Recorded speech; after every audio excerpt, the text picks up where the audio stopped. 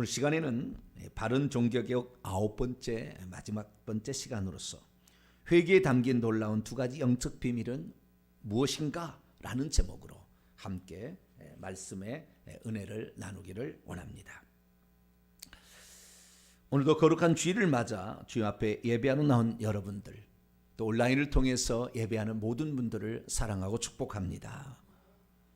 주님을 사랑하는 모든 분들에게 하나님께서는 반드시 당신의 살아계심을 나타내십니다.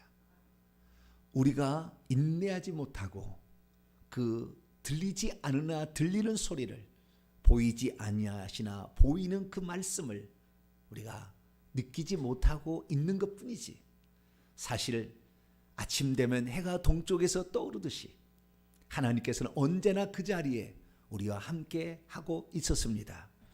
우리가 회개하며 나아갔다고 했다고 한다면 우리는 오늘도 그 자리에 계신 하나님의 숨결을 들었을 것이고, 또한 그분의 말씀을 통하여 우리가 많이 변화됐을 텐데 부끄러운 모습뿐입니다.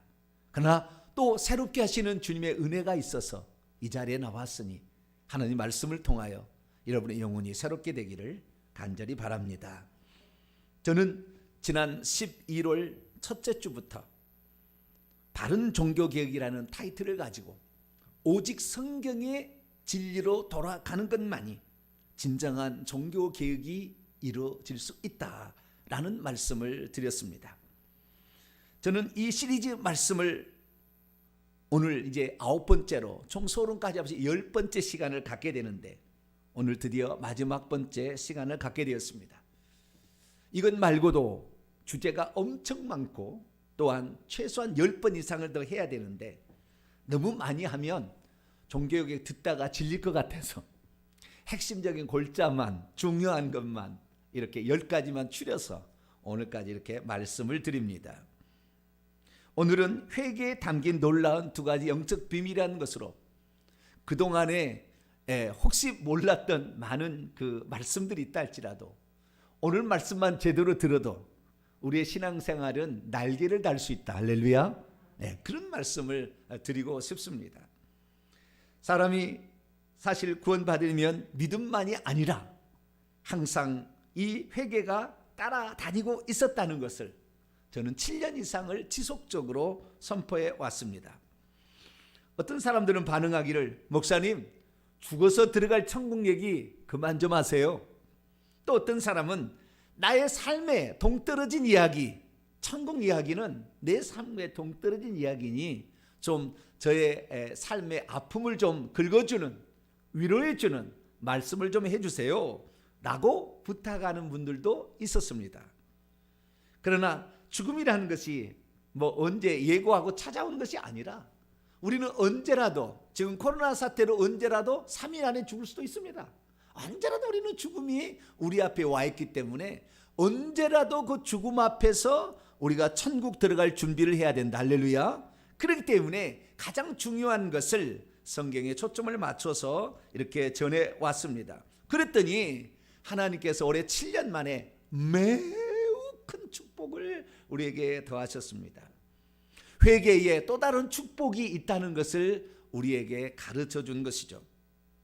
사실 올해 들어와 코로나 바이러스가 유행하기 시작했을 때 2월 달에 이제 이 그 비대면 예배 상황이 들어가서 3월 달 완전한 비대면 예배로 들어가게 되는데, 그때 4월쯤에는 괜찮겠지, 늦어도 7월쯤에는 괜찮겠지라고 생각했지만 상황은 더 급변하기 시작했습니다. 이 코로나가 미국으로 건너가더니 미국의 어마어마한 이 사람들을 감염시키기 시작해서 팬데믹이라는 전 세계를 휘감은 이러한 전염병이 발생하게 되어버리게 된 것이죠. 그래서 저는 이것이 오래 가게 되겠구나 라는 생각을 했습니다. 그래서 지난 7년 동안 제가 선포했던 말씀들을 종합해서 한번 전체적으로 말씀드리는 것이 좋겠다 이렇게 생각을 해서 지난 7월 23일부터 말씀을 다시 정리하기 시작했습니다. 그래서 회개와 천국복음 시리즈 2020년판을 시작을 했는데 총 82일 동안 82강을 하게 됐고, 플러스 거기에다가 6강을 더해서 총 88강이라는 이러한 설교를 하게 되었습니다. 그래서 그것이 지난 10월 9일 날 마쳐지게 되고 그 다음 주 10월 13일부터는 천국에 관한 말씀을 드리는데 각도를 약간 바꿔서 가짜 천국과 지옥이 무엇인가 이 부분에 관하여 또 35일 동안 이 강의를 진행해서 11월 20일 날 이것을 마치게 되었습니다. 그런데 이 축복은 언제 왔느냐? 그 중간쯤에 왔습니다.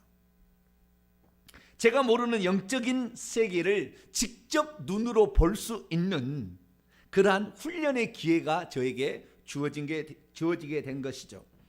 그래서 저는 그때 처음으로 이 회개 기도문이라는 처음에 제가 받았던 회개 기도문이라는 이 기도문을 얻게 되었습니다. 그래서 회개를 어떻게 하는 거냐? 나도 나름대로 7년 동안 회개를 외친 목사인데 얼마나 회개에 대해서 생각을 했었는데 이 회개 기도문을 가지고 회개를 하기 시작했더니 펑펑 울었어요. 이 강단에서 제가 펑펑 울었어요. 내가 이렇게 죄를 많이 지었구나. 그리고 과거에 내가 한 번 경험했던 4살, 5살 때 경험한 모든 일까지 다 기억이 나기 시작했어요. 우리가 이 죄를 더 낱낱이 고백했어야 되는데 내가 그러지 못하고 당연히 용서받은 줄 알고 살아왔구나. 저는 그래서 회개에 대한 새로운 방면, 이 회개가 낱낱이 자백하는 이 측면을 내가 간과했었구나 라는 사실을 알게 되었습니다. 그래서 결국에 이 회개가 우리가 천국에 들어가는 열쇠로서만 기능하는 것이 아니라 우리의 인생의 모든 막힌 것들을 뚫어주는 가장 큰 열쇠였다라는 사실을 발견하기 시작한 것이죠.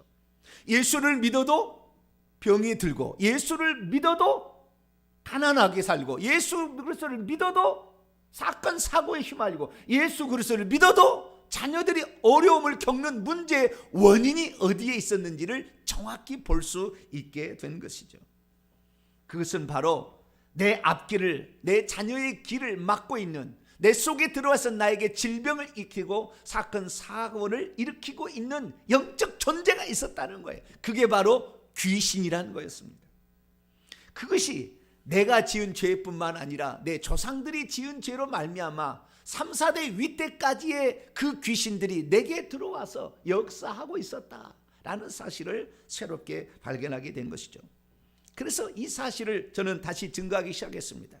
그래서 세 번째로 조상의 죄를 꼭 회개해야 되는가 13번에 걸쳐서 말씀을 증거했고, 그리고 회개가 진짜 낱낱이 어떻게 할 것이냐 이 부분에 관하여 바른 회개 시리즈를 시작했는데 지난주까지 금요일까지 해서 29강을 하고 있는, 아직 멀었습니다.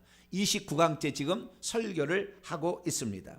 오늘은 지난 6개월간 제가 이 회개에 관하여 전했던 놀라운 영적 비밀들을 함께 모아서 여러분들에게 이 단 한 40분 이상 되는 이 설교를 통하여 여러분에게 증거하고자 합니다. 아무쪼록 이 말씀을 통하여 그 전에 말씀을 좀 못 들었다 한다면 오늘 이 단 한 번의 말씀을 통하여 이 영적 비밀을 깨닫고 모든 일에서 자유함을 얻을 수 있는 복된 성도가 되기를 축원합니다. 오늘 본문 말씀은 어떤 말씀입니까?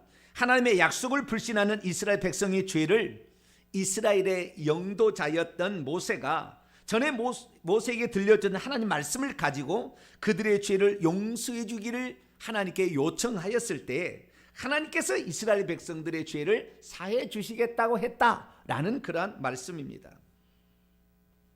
그렇다면 이 말씀 이후에 하나님께 원망하고 대들었던 이스라엘 백성은 아무 이상 없이 다 가나안 땅에 들어갔을까요? 한 사람도 죽지 아니하고 젖과 꿀이는 약속의 땅에 다 입성할 수 있었을까요? 그것은 결코 아니라는 사실입니다. 어떻게 하나님께서 그들을 사해 주시겠다고 분명히 말씀을 하셨는데, 그래서 그렇게 그들의 죄를 용서함을 받았음에도 불구하고 왜 그때 범죄했던 모든 사람들은 광야에서 엎드려져서 죽음으로 멸망으로 치닫고 말았던 것일까요? 하나님께서 이스라엘 백성을 네 말대로 내가 사노라 라는 말은 거짓말이었을까요? 오늘 본 말씀은 BC 1446년경 이스라엘 민족이 출애굽한 지 약 1년이 조금 지난 어느 시점에 바란 광야 가데스 바네아에서 하나님께서 장차 들어갈 약속의 땅에 정탐꾼을 파송해서 보고 오라 이렇게 말씀을 했습니다. 그랬더니 그들이 12명 각 지파에 한 사람씩 정탐꾼을 파송을 해서 그 가나안 땅을 정탐하고 돌아왔습니다. 40일 동안 정탐하고 돌아왔습니다. 그런데 이때 12명의 정탐꾼 가운데 여호수아와 갈렙을 제외한 10명의 정탐꾼들이 부정적인 보고를 하기 시작했습니다.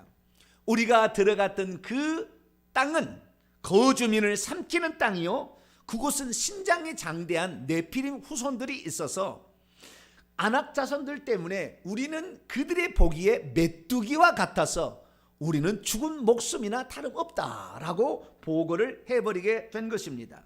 그러자 이 정탐꾼들의 부정적인 보고를 받았던 이스라엘 백성들이 밤새껏 땅을 치면서 통곡하고 울었습니다. 그리고 말하기를 우리가 차라리 애굽 땅에서 죽었거나 광야에서 죽었다라면 좋았을 것을 이제 가나안 땅까지 끌고 가서 우리를 죽이려고 하느냐라고 하면서 하나님께 원망하기 시작했습니다. 그리고 한 지휘관을 세우고 다시 애굽으로 돌아가자 막 이렇게 했습니다. 그러자 하나님께서 진노하셨습니다. 모세야, 내가 전염병으로 이 놈들을 다 쓸어버려야 되겠다. 그러자 모세는 즉시 그 앞에 엎드리고 기도하기 시작했습니다. 그리고 하나님께 합당한 말로 설득했는데 하나님이 그 말을 들었어요. 어떻게 말했냐면 기도를 잘해야 되는 거예요. 하나님, 그렇게 하셔도 됩니다. 그러나 하나님께서 만약에 이 광야에 나온 이 백성들을 여기에서 전염병으로 쳐서 죽여버리면 하나님의 명성을 알고 있는 주변의 나라 사람들이 뭐라고 합니까? 그 신이 자기 백성을 인도할 능력이 없어서 광야에서 몰살시켰다 이렇게 얘기하지 않겠습니까? 하나님이 뜨끔하셨어요. 여러분, 참 말을 해도 그렇죠? 하나님을 움직일 수 있는 말을 해야 되는데 아브라함이 그런 얘기를 했고요, 모세가 그런 얘기를 합니다. 그러니까 하나님께 그렇게 얘기해요. 그리고 하나님, 그리고 오늘 본문 말씀을 기도를 한 거예요. 오늘 본문 말씀, 주여 이제 구하옵나니 이미 말씀하신 대로 주의 큰 권능을 나타내옵소서. 이르시기를 여호와는 노하기를 더디하시고 인자가 많아 죄악과 허물을 용서하시나 형벌 받을 자는 결단코 용서하지 아니하시고 아버지의 죄악을 자식에게 갚아 3, 4대까지 이르게 하리라 하셨지 않았습니까? 구하옵나니 주의 인자의 광대하심을 조차 이 백성의 죄악을 용서하시되 애굽에서부터 지금까지 이 백성을 용서하신 것처럼 이번도 용서해 주옵소서. 그랬더니 하나님께서 내가 네 말대로 용서하노라. 할렐루야. 그렇게 답이 나왔다는 것입니다. 그런데 놀라운 사실은 이렇게 하나님으로부터 직접적으로 죄 용서라는 것을 받았음에도 불구하고 그때 이 하나님께 원망했던 백성들의 어른들, 남자들, 20세 이상의 모든 남자들이 여호수아와 갈렙을 제하고는 다 광야에 엎드려져서 징계를 받아서 죽었다는 거예요. 왜 그랬을까요? 믿음이 없으면 어떻게 죄 사함을 받은 자들이 한 사람도 남김없이 다 광야에 엎드려져 죽었는지 이해가 안 됩니다. 믿음이 없으면 죄 사함을 받은 자라도 징계를 받아 죽을 수 있다는 것을 전혀 생각하지 않습니다. 믿음이 없으면 하나님으로부터 죄 사함을 받을 것을 마치 영원히 구원받은 것으로 착각하게 됩니다. 믿음이 없으면 죄 사함을 받은 자라도 구원받지 못할 수 있다는 사실을 알아차리지 못합니다. 믿음이 없으면 아버지가 지은 죄를 자식도 받게 된다는 것을 잊어버리고 살 수가 있습니다. 믿음이 없으면 자기 조상들의 죄악을 자손 3, 4대까지 담당할 수 있다는 것도 생각지 못합니다. 믿음이 없으면 한 번 구원받았어도 그 믿음을 끝까지 지키지 못하고 뿐만 아니라 자신이 지은 죄를 낱낱이 입술로 토설하지 않는다면 결국 구원받지 못한다는 사실을 깨닫지 못합니다. 그러므로 우리들은 하나님께서 이미 우리의 죄를 용서하셨다 할지라도 그 죄의 결과들이 남아 있으니 우리의 입술로 우리가 지었던 죄를 낱낱이 회개함으로 말미암아 죄의 결과들도 받지 아니하고 우리의 영혼이 천국에 들어갈 수 있는 복된 성도가 되기를 축원합니다.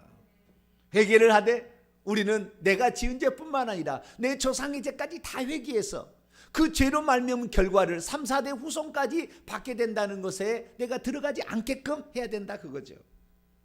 그래서 오늘 이제 이 회개의 놀라운 신비들의 그 영적 비밀들에 대해서 제가 정리를 쫙 해드리겠습니다. 이것을 통하여서 여러분들이 아하, 내가 어디 부분에서 지금 잘못하고 소홀하고 있는가를 정확히 캐치하시고, 그래서 이 모든 이 이스라엘 백성들이 죄사함을 받았음에도 불구하고 결국에 징계로 다 죽고 천국에도 들어가지 못하는 이 비참한 신세에 우리도 동일하게 동참하지 말고, 우리도 죄사함을 받았으나 결국에 천국에 들어갈 수 있는 그 방법들, 그리고 죄의 결과들을 받지 않는 방법들을 정확히 알아서 그 징계로부터, 그 저주로부터 벗어나는 자 되기를 축원합니다. 우리가 분명히 알 사실은 우리의 모든 것은 하나님이 누구시고 하나님이 우리를 위해서 어떻게 하셨는가를 믿는 것에서부터 시작이 됩니다. 그래서 우리의 구원은 믿음을 통하지 않고는 불가능합니다. 그래서 그 믿음을 통하여 우리가 구원을 받게 되는데, 그 믿음의 결국의 종착역은 어디냐? 믿음의 결국 종착역은 어디입니까? 그것은 바로 영혼이 구원을 받는 것입니다. 다시 말해서 우리의 영혼이 천국에 들어가는 거예요. 모든 사람들이 이 예수 그리스도를 믿음으로 이 구원의 노정을 출발을 합니다. 그런데 이 믿음을 갖게 될 때 한번 생각해 보세요. 모든 사람들은 다 그냥 믿기만 하면 된다 하지만 자신이 뭔가 문제가 있으니까 구원자를 믿는 거 아닙니까? 구원시켜달라고. 그러니까 자신이 문제가 있었다, 자신이 죄인이다, 자신이 죄를 지어서 이 값을 어쩔 수 없다라는 인식하에서 믿음이 시작이 되는 겁니다. 그러니까 이 믿음이라는 것은 내 죄를 시인하는 것과 같이 출발하는 것이지, 내 죄를 인식하지 못한 상태에서 믿는 사람들은 전부 쓸모없어요. 그래서 오늘날에 자기가 죄인인 걸 깨닫지 못하고 믿음을 시작한 사람들은 결국에 구원받지 못하게 되는 거예요. 내가 지금 어떤 문제가 있는지를 정확히 알아야 되잖아요. 그래서 결국에 자기가 죄인이라는 걸 깨닫는 것에부터 시작되니까 이것이 곧 돌이킴이다. 회개의 첫 출발이기 때문에 회개 없이는 구원을 받지 못한다는 거였어요. 그래서 우리는 이 회개라는 것에 주목을 했어야 되는데, 이신칭이라는 말로 믿음만 있으면 오직 믿음, 이렇게 해서 결국에 우리가 잘못 알아버린 것입니다. 주님께서는 뭐라고 얘기했습니까? 처음에 때가 찼고 하나님의 나라가 가까이 온치 있으니까 너희들은 계속해서 회개하고 계속해서 복음을 믿어서 구원을 받으라. 한 번 회개하고 한 번 믿는 것으로 되는 것이 아니다. 그 믿음을 지켜야 되는 것이고, 뿐만 아니라 너가 지은 죄를 계속해서 낱낱이 자백해야 된다는 것을 분명히 우리에게 말씀을 하셨습니다. 그래서 결국에 우리가 들어갈 곳은 어디입니까? 우리가 들어갈 것은 천국인 줄로 믿습니다. 우리가 들어가는 것, 천국에 들어가야 우리는 구원이 완성된 것이죠. 그래서 사도 바울은 말했습니다. 우리가 믿음으로 말미암아 의롭다함을 칭함을 받았어도 장차 하나님의 진노하심에서 구원을 받아야 된다라고 말했다는 거예요. 그래서 사도 바울도 일평생에 그 길을 다 간 다음에 디모데후서 4장에 뭐라고 얘기했느냐? 하나님께서 나를 이 모든 악한 일로부터 건져주시고 그리고 장차 천국에 들어가도록 구원하실 것이다 라고 말씀했다는 거예요. 그래서 결국에 어떤 사람이 천국에 들어가는가 찬찬히 살펴봤더니 요한계시록의 말씀을 보니까 장차 천국에 들어갈 자는 딱 이거다라고 결론적으로 나오는 말씀이 있어요. 그것이 바로 요한계시록 21장 27절의 말씀인데, 오직 어린 양의 생명책에 이름이 기록된 자들이 들어간다. 그런데 이 생명책이 기록되는 것은 우리가 거듭날 때 기록이 돼요. 그런데 요한계시록 3장 5절을 보니까 결국에 죄에 져버리고 마귀에게 져버린 사람들은 그 생명책 이름이 지워질 수도 닦아질 수도 있다라고 말한다는 거예요. 그래서 우리는 하나님의 말씀을 확실히 알아야 됩니다. 어떻게 알아야 됩니까? 우리는 한번 내 이름이 하나님의 생명책에 기록되었다, 예수 믿고 돌이켰다는 것 때문에 구원이 보장되는 것이 아니라 우리가 날마다 회개해서 우리의 이름이 지워지지 않도록 해야 된다. 여러분, 오늘 이 말씀을 다시 한번 제가 다른 말씀을 인용을 할 텐데요. 사도 바울이 고린도전서 3장 16, 17절에 뭐라고 얘기했느냐? 너희는 너희가 하나님의 성전인 것과 성소, 거룩한 장소인 것과 그리고 하나님의 성령이 너희 안에 거한다는 것을 알아온 채 있지 아니하느냐. 만일 누구든지, 여기까지 잘하는데 17절은 잘 몰라요. 만일 누구든지 하나님의 성전을 더럽히면 못쓰게 만들고 있다면 하나님이 그 사람을 또한 그를 못쓰게 만들 것. 똑같은 말이거든요. 헬라 원문을 보게 되면 못쓰게 만들어서 멸망시킬 것이다. 왜냐하면 하나님의 성전은 거룩하기 때문이다. 너희들도 그러한 이들이니라. 우리가 성령을 받아서 하나님의 성전이 되어서 우리 안에 성령을 가지고 있다 할지라도 이 사람이 하나님의 성전을 더럽힌다면 하나님이 그를 멸하셔서 그를 구원받지 못하게 하겠다라고 분명하게 말씀하고 있다는 사실입니다. 그렇기 때문에 우리는 어떻게 해야 됩니까? 사람치고 죄를 짓지 않을 사람은 아무도 없으니까 날마다 회개할 수 있게 되기를 축원합니다. 자기의 두루마기를, 더럽혀진 자기의 옷을 날마다 세탁하고 빨아서 씻어서 결국에 그 생명나무를 지나서 그 다음에 대문을 지나서 12대문을 지나서 성 안에 들어가는 복된 성도가 되기를 축원합니다. 그래서 우리는 이 무엇보다도 마지막은 이 회개가 중요하다는 거예요. 그런데 이 회개가, 저는 그전에는 뭔만 얘기했냐면 회개하면 결국에 우리가 죄 안 지을 사람 없으니까 회개하면 천국에 들어갑니다. 죄 사함을 받고 천국에 들어갑니다 라는 사실만 제가 늘 얘기를 했어요. 그래서 성경에 이런 말씀을 인용했습니다. 누가복음 24장 47절, 그의 이름으로 죄의 용서를 받는 회개가 이미 기록되었고 이것이 예루살렘에서 시작하여 모든 족속에 전파될 것이다. 에베소 1장 7절에도 그의 피로 말미암아 구속 곧 죄사함을 받을 것이다. 이런 얘기를 얼마나 많이 말씀을 드렸는지 몰라요. 그런데 이번에 6개월 동안 회개를 낱낱이 하면서 깨닫게 놀라운 사실 하나 있었습니다. 그것은 우리가 지은 죄를 낱낱이 자백하게 된다고 한다면 죄의 결과로 우리 속에 영향을 미치고 있던 모든 것들이 제거된다는 사실을 알게 된 거예요. 요한일서 1장 9절에 뭐라고 말씀하고 있냐? 만일 우리가 우리의 죄들을 낱낱이 자백하게 된다고 한다면 그는 신실하시고 의로우셔서 우리의 죄들을 용서하실 뿐만 아니라 우리의 죄로부터, 우리의 불의로부터 우리를 깨끗하게 만들어서 우리의 내면, 우리 속에 들어있는 모든 더럽혀진 것까지 깨끗하게 만든다, 이렇게 하는 거예요. 그래서요, 와, 놀라운 사실이 신약시대 이후에는 죄의 결과로서 남아있는 게 뭔가 봤더니 이 죄를 짓는 것 때문에 귀신들이 우리의 몸속에 들어가 있다는 거예요. 조상들이 지은 죄로 말미암아 그 조상들 속에 있었던 영이 그 조상들이 죽을 때 우리 후손들에게 계속 넘어왔다는 거예요. 그래서 이 귀신들이 들어오게 되면 그 조상들이 지은 죄값을 누군가가 받아야 되는 거예요. 아까도 얘기했습니다마는 이스라엘 민족이 하나님께 잘못했던 것을 죄를 사하지만 그 죄값으로 다 죽었잖아요. 광야에서. 마찬가지로 그 죄값을 누군가 받아야 되는 거예요. 그러니까 만약에 우리 조상이 사기를 쳤다 그러면 반드시 우리 후손들은 사기 당해서 가난해질 사람이 있어요. 우리 조상들이 누군가를 억울하게 만들어서 죽였다 그러면 우리 후손 가운데 누군가는 억울하게 누명을 쓰고 고통을 받을 사람이 있다니까요. 그 죄의 결과를 반드시 받아야 된다는 거예요.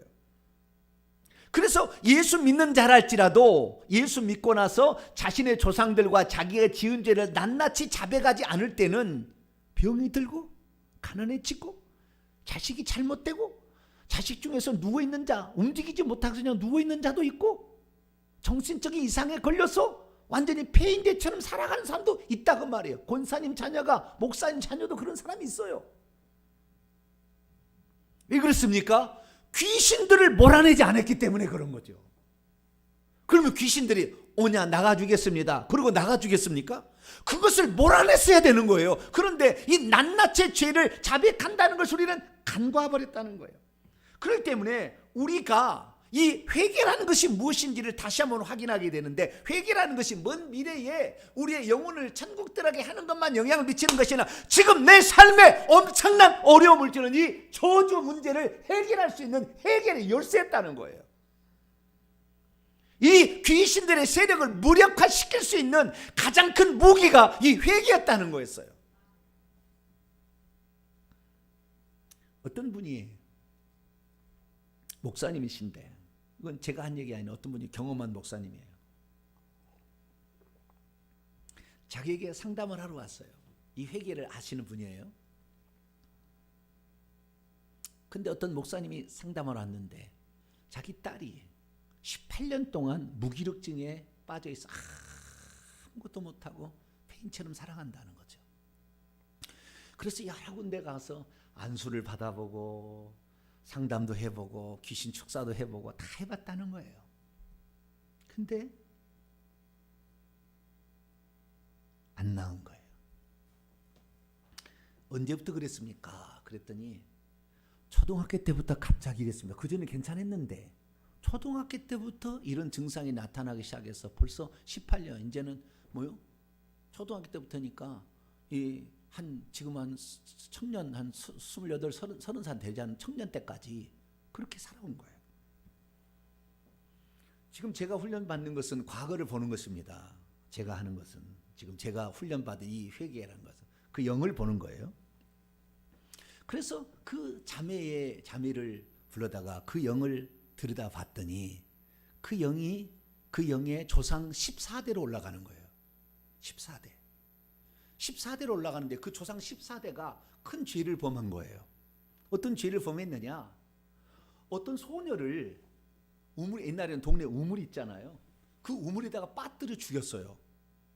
그 목사님의 조상 13대 조상이, 이 소녀 여러분 14대 조상이 우물에 빠뜨려 죽였어요. 그 우물에 빠뜨려 죽인 이유가 뭔지는 정확히 모르지만 아마 그 물이 마르지 않도록 하기 위해서 인신 제사를 드렸든지, 아니면 무슨 그 자기의 종을 무슨 겁탈을 했든지 뭐 했는지 모르지만 주인이 죽였든지 어쨌든 그래서 거기다가 빠뜨렸는데, 이 소녀가 그 우물 속에 들어가서 퐁당 빠져가지고 살아나오기 위해서 이 돌을 잡고 막 이렇게 하는 장면이 나오는 거예요. 근데 이 소녀가 이 지금 목사님 딸이 초등학교 때부터 물소리만 들으면 극혐 반응을 한다는 거예요. 심지어 싱크대에 물을 해서 쌀을 씻어도 소리가 나면은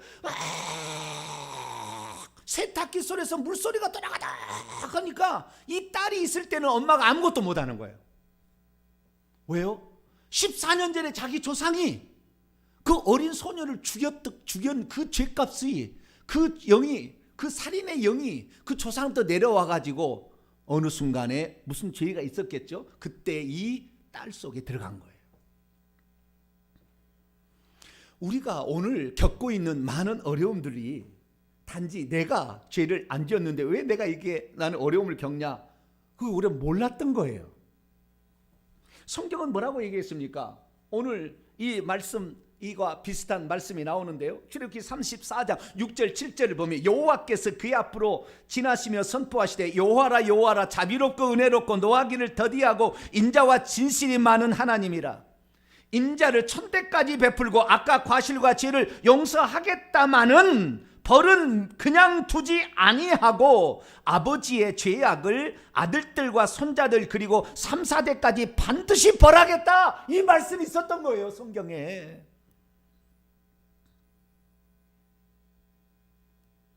그래서 우리가 회개를 하되 잘못하고 있었거나 소홀히 하고 있었거나 놓쳤던 게 있었다는 거예요.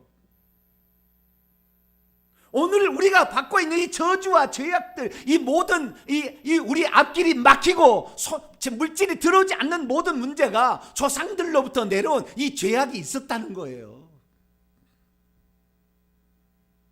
그래서 우리가 이제부터 회개할 때 제가 이 그 세 가지 사항을 얘기했는데, 첫째, 어떤 죄로 회개하느냐? 여러분의 지은 죄만 회개하지 말고 여러분의 조상들이 지은 죄까지 회개하게 되기를 축원합니다.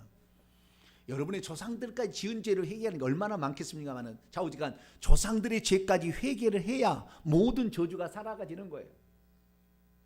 내게 그런 문제가 안 생긴다면 관계없겠지만 지금 문제가 있다면 틀림없이 그렇게 해야 된다는 거예요.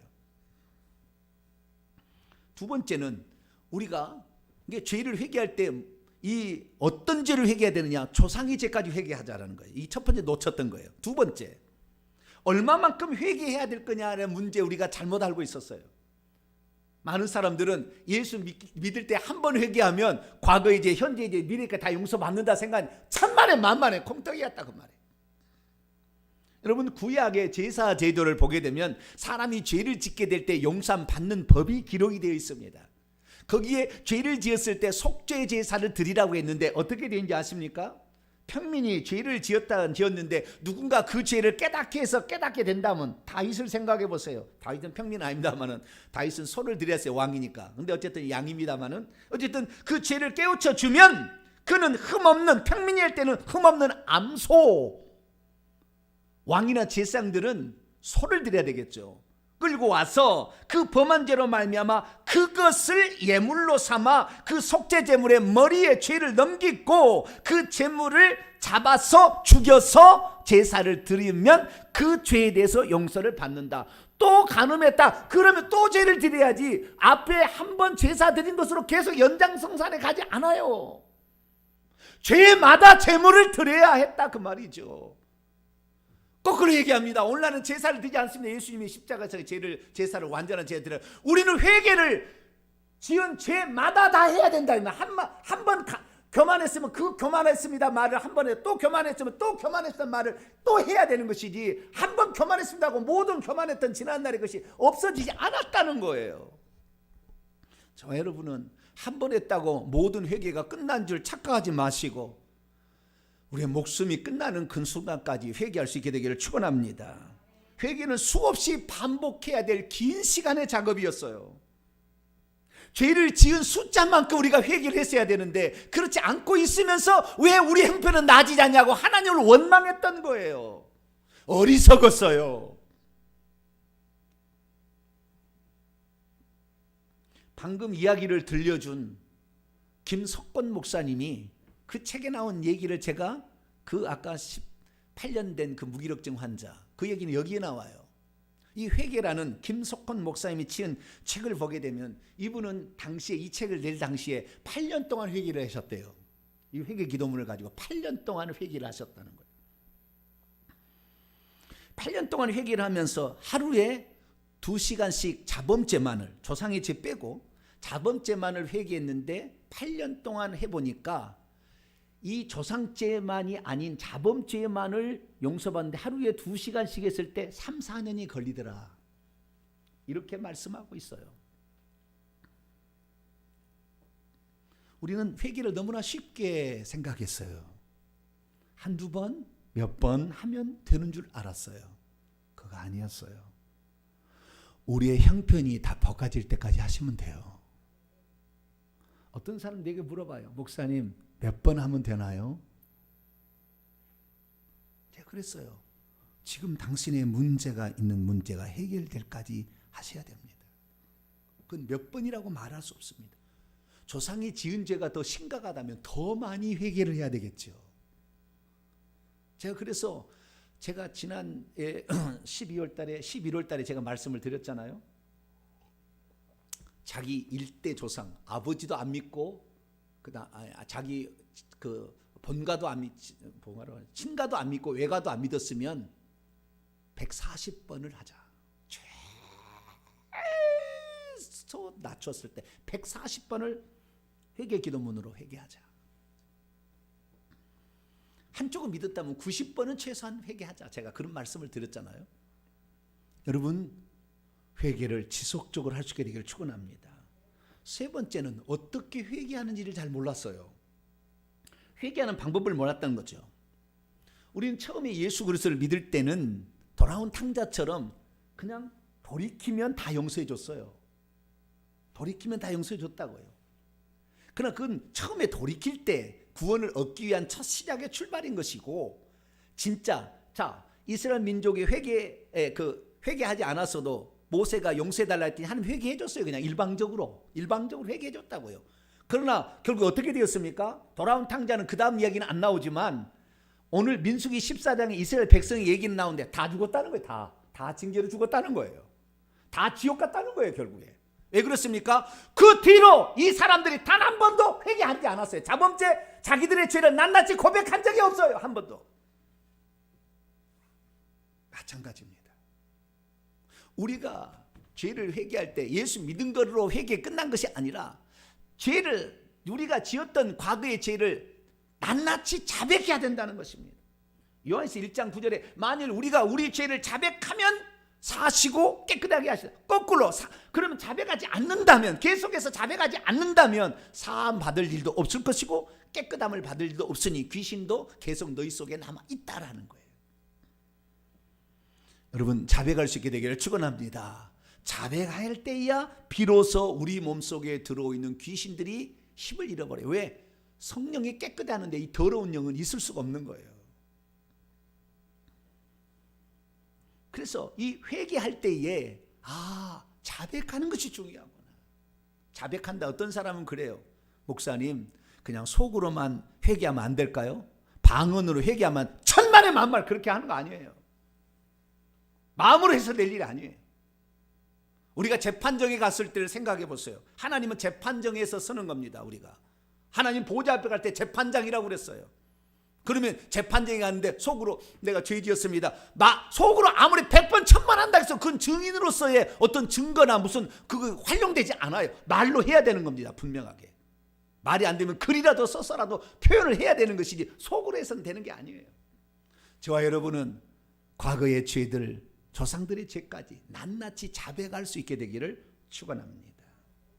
그리고 그렇게 했는데도 내 삶의 문제가 해결되지 않더라 하는 사람도 있습니다. 그것은 이 우리 몸속에 들어있는 그 귀신들이 어떤 형태로 있는가와 상당히 밀접한 관련이 있습니다. 제가 늘 얘기했습니다마는 하늘에서 천사들이 떨어져서 타락한 천사가 귀신들이 됐는데, 떨어지게 될 때에 그들의 모양이 뭘로 변했다겠습니까? 뱀과 용으로 변했다. 큰 놈들은 용이고 작은 놈들은 뱀으로 변했다. 근데 그 뱀들이 시간이 오래 지나게 되면 실뱀처럼 약해져요. 그래서 우리 몸속에 들어오게 되는데, 우리 몸속에는 실처럼 가느다란 실처럼 뱀이 들어와 있고 머리는 다 있습니다. 그 뱀들이 다 들어와 있는데, 이 뱀들은 신기하게 놀라운 것이, 우리가 찐득찐득한 것을 하나씩 있는 것을 붙여버리면 하나가 되잖아요. 또 그렇죠? 하나가 되듯이 마찬가지로 이놈들도 우리 몸속에 들어오게 되면 같은 종류의 영들은 하나가 이렇게 똘똘 뭉치고 하나로 활동을 해요. 하나로. 원래는 여럿이었는데, 들어올 때는 여럿이 들어왔는데 이 속에 들어와서 이게 찐득찐득 붙어가지고 우리 속에서는 하나로 활동을 하는 거예요. 그래서 그것이 굵어져서 우리 손가락 굵기부터 시작이 되면 그때부터는 증상이 나타나요. 증상이 나타나는 거예요. 그래서 이것들이 우리에게 있는데, 우리가 회개를 했는데 어떤 이 영들은 서로 비슷한 영들끼리 이렇게 붙어버려요. 그러다 보니까 내가 교만의 죄를 회개하는데 혈기 분노의 죄는 같이 가지 않았습니까? 이 우울도 같이 가잖아요. 근데 이런 영들이 붙어 있어가지고 교만의 죄를 회개했으나 우울의 죄는 회개를 안 했어요. 그러면은 교만의 죄는 회개해서 나가야 되는데 붙어 있기 때문에 나가기도 어렵고, 그 다음에 왜 그렇습니까? 아직 나가지 않는 놈이 같이 붙어 있으니까, 우울의 죄로 드는 영이 붙어 있으니까 안 나가는 거예요. 그래서 회개를 해도 안 나가는 것은 너무나 많은 영들이 들어와서 지금 결합이 되어 있는 거예요. 그러면 어떻게 이놈을 떼어낼 수 있느냐? 회개를 진실로 해야 되지만 두 번째 방법이 있어요. 안 나갔을 때. 그것은 금식하는 거예요. 금식하며 기도하면 이놈들이 헐렁헐렁해지고요, 떨어져요. 그래서 제가 지난주에는 제가 금식을 했다는 거 아니에요? 금식을 했더니 200마리의 이 귀신들이 나갔어요. 헐렁헐렁해지는 거예요. 꼭 그 이빨들이 빠지려고 할 때 그 상태로 바뀌어버려요. 그때 쫓아버리게 되면 그 귀신들이 나가는 거예요. 서로 엉겨붙었던 것들이 떨어지니까 그러는 거예요. 그래도 빠져나가지 않은 또 작은 놈들이 또 있을 수 있습니다. 그때는 세 번째 방법을 써야 돼요. 이 전문가가 이 귀신을 쫓아봤더니 어떤 귀신은 나가라 하는데 안 나가는 거예요.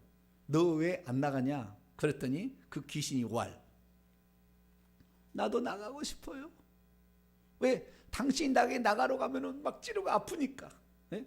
그럼 말에 권세가 있어요. 네. 이 화살이 되고 칼이 되어서 잘라버리고 찔러버리고 그러거든요. 그러니까 나가고 싶은데 나갈 수가 없어요. 그럼 어떻게 하면은 나갈래? 그랬더니 그 귀신이 하는 말, 50만 원만 헌금하면 나갈 수 있는데,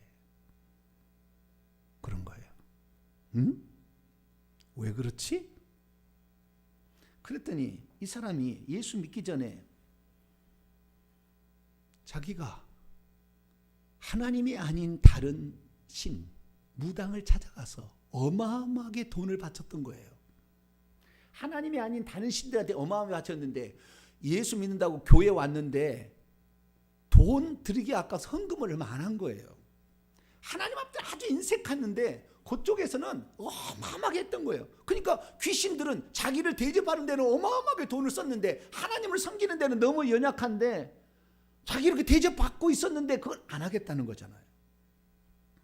헌금을 드리는 날라가 나가는 거예요. 헌금을 드리는 날 나가는 거예요. 시편 16편 4절 보니까 다른 신에게 예물을 드리는 자는 괴로움이 더할 것이라. 마태복음 8장 3절 4절 보면 나병 환자가 나왔는데, 이 나병 환자는 조상이 엄청난 죄를 지은 거예요. 그래서 그 죄의 대가를 받는 겁니다. 근데 주님께서 이 나병 환자가 나올 때 분명히 말씀했습니다. 모세의 명한 예물을 마지막으로 반드시 드리라.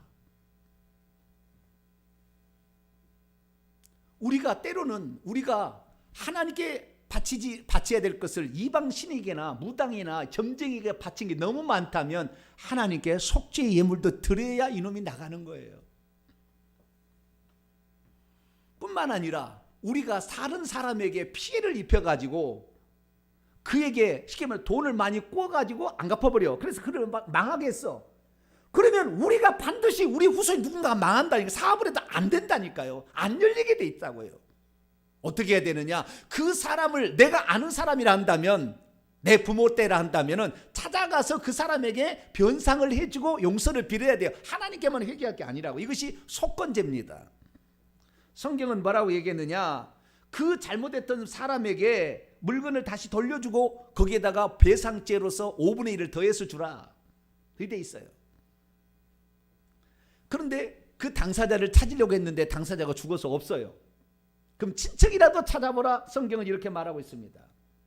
친척도 만약에 없다고 한다면 그것을 여호와께 드려서 분명하게 그 변상을 해야 귀신이 나간다 이거예요. 저와 여러분은 회개를 하되 온전한 회개를 통하여서 모든 얽매였던 곳에서 자유함을 얻게 되기를 축원합니다. 단지 내가 해봤더니 안 되더라 포기하지 말고 분명히 어떤 이유가 다 있었던 거죠. 낱낱의 사람의 개개인의 경우는 다 다르겠지만, 제가 전반적인 건 수십 17년 최소한 이상 이 모든 방면의 전문가들이 수천 명이 다 해서 이렇게 해가지고 얻은 결과를 제가 지금 말씀을 드리는 거예요. 나는 과연 어디에 걸려 있는가를 생각해 보셔야 돼요. 그리고 하나님 앞에 진심으로 회개할 수 있게 되기를 축원합니다. 그런데 우리가 여기서 마지막으로 내가 몇 가지만 더 말씀드리고 싶은 것은, 이건 1분, 2분밖에 안 될 거예요. 우리가 이 회개를 하려고 했을 때, 제가 조상의 죄까지 회개하려고 작정을 했더니, 가문의 죄까지 회개하려고 작정했더니 갑자기 제가 어려움이 찾아왔어요. 제 인생 처음으로 제가 앰뷸런스를 불러서 119에 급히 실려갔습니다. 병원에. 저도 그런 어려움을 당했다고요. 왜? 악한 영들이 가만두지 않기 때문에. 우리 윗뒤 있는 세대와 가문의 영들이 어떻게 나를 괴롭힌지는 오후 찬양 예배 때 시간이 없었기 때문에 오늘 다 오후 찬양 예배 때 말씀을 드릴 테니까 그런 어려움이 때로는 찾아올 수도 있다라는 것을 생각하셔야 되는 거예요. 그리고 우리가 회개도 다 진전이 보이지 않는다고 절망하지 말고 그놈들이 하나하나 지금 풀어지는 단계에 있다 생각하시고 계속해서 회개하기를 축원합니다.